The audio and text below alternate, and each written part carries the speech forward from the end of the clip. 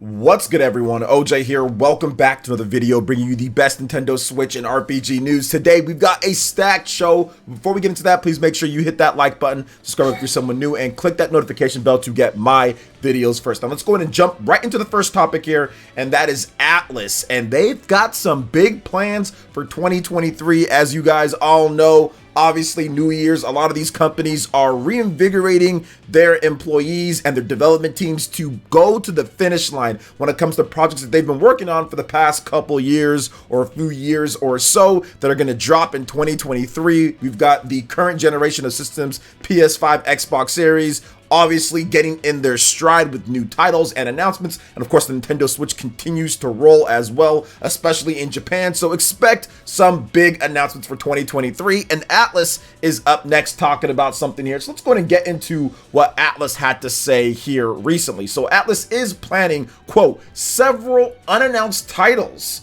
The company said in its New Year's 2023 greeting. The final line of its greeting reads, quote, in 2023, starting with the release of Persona 3 Portable and Persona 4 Golden remasters, we're also preparing several unannounced titles. Please look forward to them. Now, Persona 3 Portable is due out for Xbox Series, PlayStation 4, Xbox One, Nintendo Switch, PC via Steam and the Microsoft Store, and Persona 4 Golden for the Xbox Series, PS4, Xbox One, Switch, and PC via Microsoft Store on January 19th. And they do say this year, so you can expect some other big titles. Now, the big thing that everyone is going to be asking about, and I know it's going to come up in the comment section and of course just on the internet, is Persona 6. Is this the year that we get something from Persona 6 from ATLUS, even a tease? And I think that it is very possible that Persona 6 is teased for the end of this year, like at a P Live concert or something like that. But in addition to Persona 6, I think that there could be some other titles. Shin Megami Tensei, right? That was 2021 for Shin Megami Tensei 5. That is the best selling Shin Megami Tensei game of all time, the best selling one. So there is a new found love and appreciation and users for Shin Megami Tensei. So here's what I'm anticipating, or maybe just predicting for, not anticipating, we shouldn't use that, predicting for ATLUS. I think that we get a Shin Megami Tensei 4 remaster or remake. I think it's time. That game was back in 2013. People have been asking for it.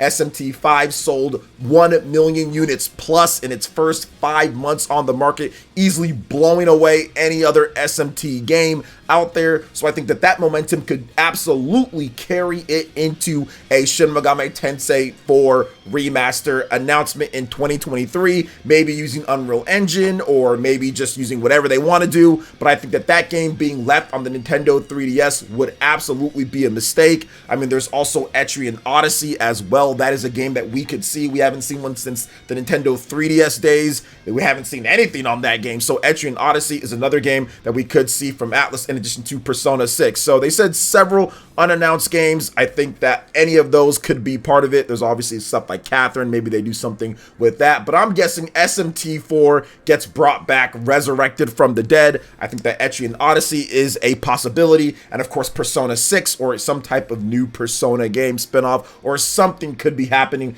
in that realm. So what do you guys think about what ATLUS had to say here? And what are you expecting or anticipating for ATLUS in 2023? Let me know your thoughts in the comment section below. All right, and moving on to the next topic here, guys. I wanted to discuss something that I'm very excited about that's launching this year in January, and that is Fire Emblem Engage. A lot of you guys have been loving the videos that I've been doing on it, the beginner's guides and stuff like that. This will be your first Fire Emblem game, and it seems like people are getting hyped for it because on Amazon, we've got a Fire Emblem Engage spotting when it comes to new released bestsellers. So these are upcoming games or games that were released within the last number of months, from like 3 months back or so. And right in there, when it comes to just games by itself, so not everything like the Roblox gift cards and systems, but just games, if we're counting that, it is right there at the 4th or 5th spot, depending on how you look at it, with Pokemon Scarlet and Violet being separate games or games all in one. But to see that Fire Emblem Engage is fast rising up the list here is a very good sign. Now, we've talked about the success of Fire Emblem and what it needs and what Fire Emblem Three Houses did for the franchise. I mean, the game was already considered a major franchise considering what Nintendo feels, at least in terms of what they market and what they put into it.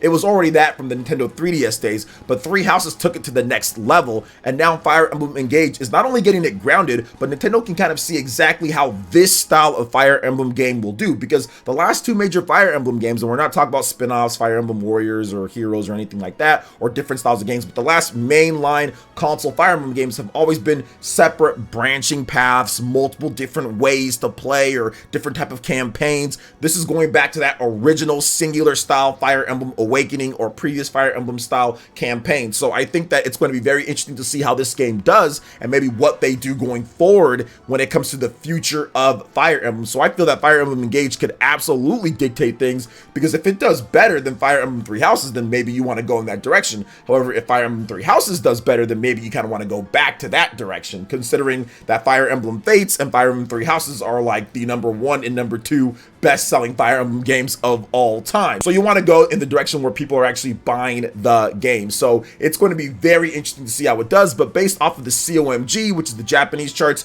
Fire Emblem Engage is absolutely blowing away in sales, pre-orders, Fire Emblem Three Houses, and now we have this rise up to one of the top spots when it comes to games by itself on Amazon. So very good to see that, and that's just physical sales. Obviously, you have the digital sales that we could be seeing coming up to where Fire Emblem Engage starts charting on the eShop as well. So very good to see. Very happy for Fire Emblem. I want this game to do extremely well, and I think it will. I think it's going to bring over some of those Fire Emblem Heroes fans as well, in addition to bringing over the new ones that got in on Fire Emblem Three Houses, or people just want to get in at this point, considering how good Fire Emblem Three Houses was. So what do you guys think about this when it comes to Fire Emblem Engage and what it's doing here, moving up the sales charts on Amazon? Let me know in the comment section below. All right, and moving on to the next topic here, there was an article that came out recently that you guys tagged me on Twitter about, and it's the fact that the whole industry is like at 70% plus when it comes to physical versus digital, and that's on the digital side. So it's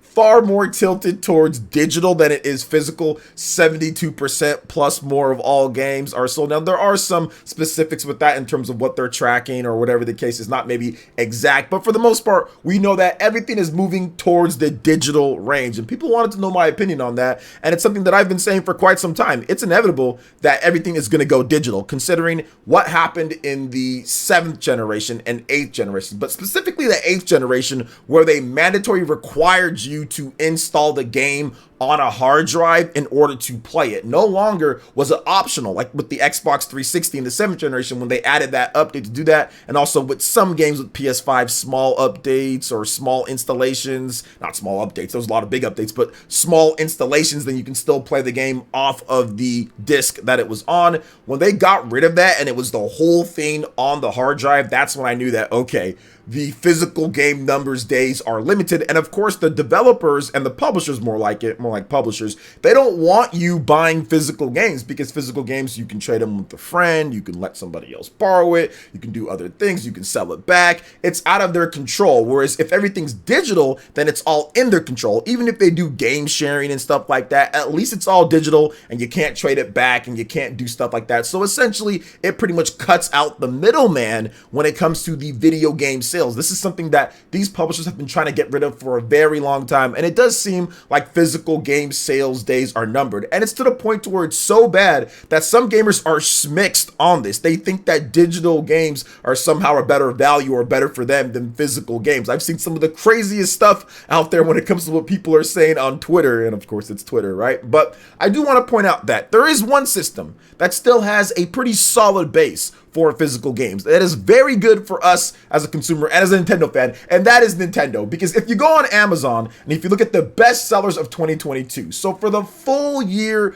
updated, everything like that, everything overall for the full year, Amazon bestsellers, you have a number of physical games, a number of big games that are all just plastered about for the Nintendo Switch. This ranges from Pokemon Legends Arceus, you see Pokemon Scarlet, Pokemon Violet, Kirby and the Forgotten Land, Nintendo Switch Sports, Splatoon 3, Super Smash Bros. Ultimate, Minecraft, Mario Kart 8 Deluxe, Animal Crossing New Horizons. All of those games are listed there before you get to the first PlayStation or Xbox game, and that is God of War Ragnarok. All the way there. But before that, it was a bunch of other Nintendo Switch games. So there is still a very good, live, and healthy market for Nintendo Switch physical. So I feel that Microsoft and Sony are probably going to move away from physical game sales within the next generation. But I think that for Nintendo, it's going to be around not only for the next generation, but probably for the following. I think it's going to be a lot slower, especially with the cartridges and the value of those and what the reselling market is. I think that a lot of Switch owners are more inclined to buy physical because of that. So yes, the industry is going towards the digital market, but Nintendo Switch, it's still there. Nintendo fans still out there buying physical games. So what are your thoughts on this, guys, when it comes to the physical versus digital divide? Let me know in the comment section below. All right, and moving on to the final topic here, guys. Spike Chunsoft has a large scale announcement, and it's coming soon. So let's talk about this. So Danganronpa publisher Spike Chunsoft teased the announcement of at least one unannounced large-scale title coming soon in its New Year's 2023 greeting. Now, we do know about Master Detective Archive's Rain Code for the Nintendo Switch. That is a big game, definitely a very in-depth game. Looks super high quality from what we've seen, and I'm very excited for that game. And I think that with Spike Chunsoft, they have The Witcher 3 for the PlayStation 5, the physical edition, the complete edition. That's pretty cool. They also have the Switch version of Ark Survival Evolved in Japan, and that's where they do like the Japanese publishing of those bigger games. The Master Detective Archives, that's their game, and that game's looking really cool. But there's more to come. I mean, there's not only that, there's more than that. Quote, additionally, we're preparing unannounced large-scale titles, Spike Chunsoft said. We will likely be able to make an announcement in the not-so-distant future. Spike Chunsoft will be running through 2023 like a rabbit, so please continue to give us your support. Man, they are going the silly rabbit on us, the Bugs Bunny. So let's go, man. I mean, I like to hear this. I like to hear that these publishers, these Japanese developers and publishers are getting ready and getting in gear. I felt that 2022 was really good for Japanese developers. There was a number of games that did extremely well when it comes to first party and also third party from Japanese developers with Nintendo and also with Square Enix. They had a bunch of different titles as well. From Software obviously did a huge game with Elden Ring. That was Game of the Year for many people. So I feel that there was a lot of good with Japanese developers in 2022 and 2023.